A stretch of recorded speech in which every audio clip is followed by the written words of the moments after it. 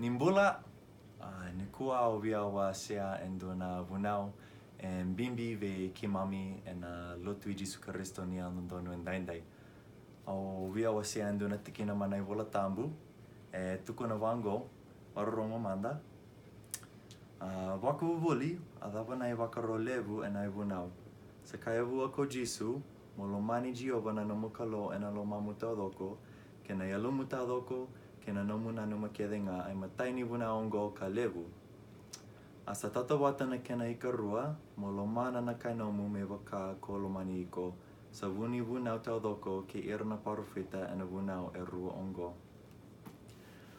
Levu wiki mondoa na rongo do tina tiki na ongo mana vola tambu e aovia wa se ambaleta ongo ando na vunau bimbi ka dua e na lotu I Jesu Kristo ni ando dono indaindai se na lotu momani.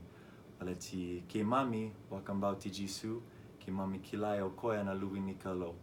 Ke mami kila na no vosa, na vosa ni kalo.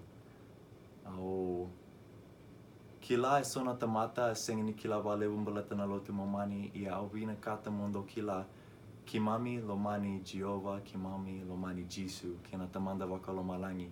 Ka ki mami se ngata e na ne mami ingu tau doko me ki mami lo mani ira kede na tamata. Ki waka ki mani so sava endo na tamata sa sengi ni vaongori, sa sengi endo na ka ongori na non ralenga.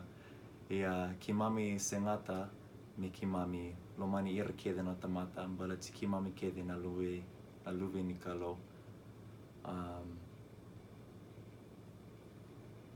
Nanaka.